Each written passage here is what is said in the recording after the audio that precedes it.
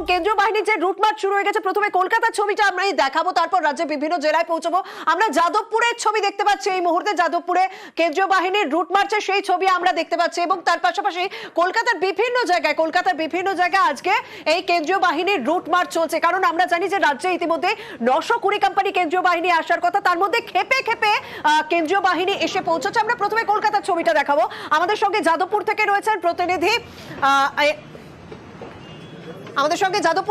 প্রতিনিধি সৌরভ, অন্যদিকে survey park থেকে রয়েছেন প্রতিনিধি রৌনক। সৌরভ, আমি তোমার কাছে একটুখানি যাদবপুরের ছবিটা দেখতে চাইবো যে এই মুহূর্তে কেন্দ্রীয় বাহিনীর রুট মার্চ শুরু হয়ে গিয়েছে। রবিবারের বাজার, স্বাভাবিক সাধারণ মানুষ তারা কিভাবে দেখছেন বিষয়টিকে এবং কোন কোন জায়গায় রুট মার্চ চলছে যাদবপুরের?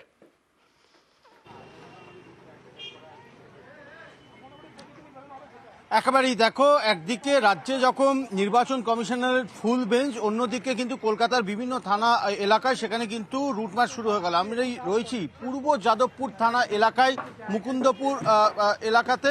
তুমি দেখতে পাচ্ছ পূর্ব যাদবপুর থানার পুলিশের তরফ থেকে কেন্দ্রীয় বাহিনীকে সঙ্গে করে নিয়ে তারা কিন্তু রুট মার্চ করছেন। পূর্ব যাদবপুর এলাকার যে বিভিন্ন অলিগলি রয়েছে, বিভিন্ন রাস্তা রয়েছে, সেখানে আজ সকালেই কার্যত 11টার সময় এই রুট মার্চ শুরু করা হয় এবং মূলত পূর্ব যাদবপুর থানায় প্রথমে বাহিনী এসে রিপোর্ট করে এবং সেইখান থেকেই পূর্ব যাদবপুর থানার পুলিশ এবং পূর্ব যাদবপুর থানার সার্জেন্টের নেতৃত্বে এই কেন্দ্রীয় বাহিনীদেরকে কিন্তু রুট মার্চ করানো হয়।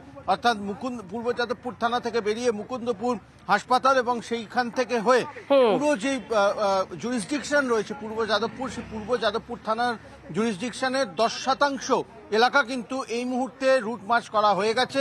পরবর্তী ক্ষেত্রে যে বাকি পার্সেন্টাইল জুরিসডিকশন রয়েছে সেগুলো কিন্তু করা হবে বলেই কিন্তু থানা সূত্রে জানা যাচ্ছে। শুধু তাই নয়, আরো অন্যান্য জায়গাতেও কিন্তু আজ সকালে একদম। সৌরভ, তুমি যখন আরো অন্যান্য জায়গার কথা বলছো, শুধুমাত্র যাদবপুরে নয়, আমাদের সঙ্গে রৌনক রয়েছেন প্রতিনিধি, সার্ভে পার্ক থেকে রয়েছে।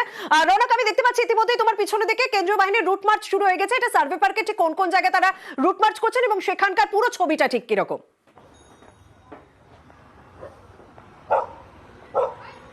দেখো শর্মিষ্ঠা, ঠিক 12টা নাগাদ কেন্দ্রীয় বাহিনীর যারা জওয়ানরা রয়েছেন সার্ভে পার্ক থানায় তারা আসেন এবং সেখান থেকে রুট মার্চ শুরু করে। সার্ভে পার্ক থানা লাগোয়া যে বাইপাস রয়েছে সেই বাইপাস ধরে কালিকাপুর বাজার এবং একেবারে কালিকাপুরের ভেতরে অলিতে গলিতে তারা কিন্তু রুট মার্চ করছে। দেখানোর চেষ্টা করবো যে স্থানীয় যারা বাসিন্দারা রয়েছেন তারাও কিন্তু বেরিয়ে আসছে, কারণ রবিবারের একদম অচেনা ছবি। রাজ্যে কেন্দ্রীয় বাহিনী এবং শহর কলকাতায় তাদের রুট মার্চ শুরু হয়ে গেছে। বিএসএফ এর 9 জনের একটি টিম এখানে চলে এসেছে ইতিমধ্যে, দেখতে পাচ্ছ তারা কিন্তু রুট মার্চ করছে। অর্থাৎ যে একেবারে ভেতরে যে অঞ্চলগুলি রয়েছে, কারণ ভোটের সময় যাতে তাদের চিনতে না অসুবিধা হয়, তাদের যে এরিয়া ডমিনেশন সেই এরিয়া ডমিনেশন তারা ইতিমধ্যে করা শুরু করে দিয়েছে এবং বেশ কিছু জায়গা, অর্থাৎ সার্ভে পার্ক বেশ অনেক বড় একটা অঞ্চল, প্রত্যেকটি জায়গা কিন্তু একেবারে খতিয়ে তারা দেখছেন এবং এখনো কিন্তু যে রুট মার্চ সেই রুট মার্চ চলছে। তোমাকে দেখানোর চেষ্টা করবো যে যখন তারা আসছেন একেবারে স্থানীয় যারা রয়েছেন, পাড়া পড়শি যারা রয়েছে, তারা কিন্তু বাড়ির বাইরে একেবারে বেরিয়ে গেছেন, কারণ স্বাভাবিকভাবে একটা রবিবার ছুটির দিন, অচেনা চিত্র দেখা মিলছে যে একদম পাড়ার মধ্যে কেন্দ্রীয় বাহিনী বিএসএফ এর জওয়ানরা কিন্তু এই যে এরিয়া ডমিনেশন সেই এরিয়া ডমিনেশনে কিন্তু একটা চিত্র তুলে ধরে যে আগামী এরিয়া ডমিনেশনের কাজ শুরু হয়ে গিয়েছে এবং স্বাভাবিকভাবে লোকসভা ভোটের আগে একটা গোটা মানে বলবো সার্বিকভাবে তৎপরতা শুরু হয়ে গিয়েছে। কারণ আজই যখন রাজ্যের কমিশনের ফুল বেঞ্চ, জাতীয় নির্বাচন কমিশনার রাজীব কুমারের নেতৃত্বে রাজ্যের ডিএমএসপি দের সঙ্গে বৈঠক রয়েছে, কারণ রাজ্যের গোটা আইন শৃঙ্খলার অবস্থা ঠিক কোন জায়গায় রয়েছে এই মুহূর্তে সেই সমস্ত খোঁজ নেওয়া হবে। ঠিক তখনই আমরা দেখতে পাচ্ছি যে রাজ্যের বিভিন্ন জায়গায় তারা রুট মার্চ করছে।